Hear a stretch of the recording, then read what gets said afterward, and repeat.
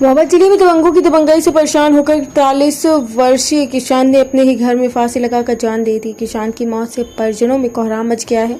तो वहीं घटना की सूचना पर पहुंची पुलिस ने मृतक के शव का पंचनामा भरकर पोस्टमार्टम के लिए भेज मामले की जांच पड़ताल शुरू कर दी है। मृतक के परिजनों ने गांव के ही दबंगों पर मृतक की जमीन बलकट में लेने के नाम पर धोखाधड़ी कर बेनामा कराने व जमीन वापस करने को लेकर दबंगों के घर पहुंचे। किसान को जान से मारने की धमकी देने का आरोप लगा।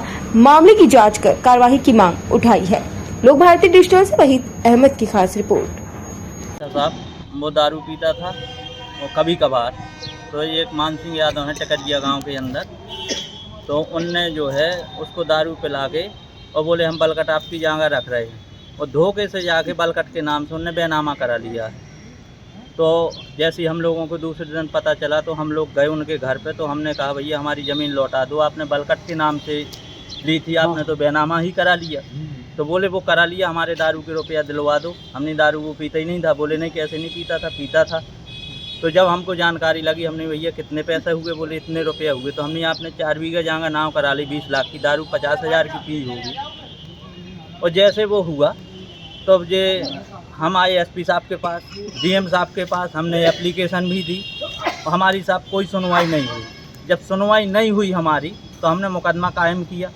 मुकदमा जैसे ही कायम किया हमने, तो उसने हमारे कल बड़े भाई को बुलाया, बोले आप अपना मुकदमा वापस ले लो, नहीं तो साले तुम्हारे लड़के को मार डालेंगे। 2-3 दिन से पहले से भी चल रहा था, उन्हें भाभी ने भी बताया। और 2-3 दिन पहले से उसने अपनी घरवाली को बताया, कल मुझको बताया। तो मैंने भैया लौट के आके अपन उसका जो कुछ होता हो तो अपन कर देंगे, लेकिन वो ज़मीन देने के लिए तैयार है। बोले ज़मीन नहीं देंगे, वो कह रहा मुकदमा वापस ले लो, नहीं तो तुम्हारे लड़के को मार देंगे।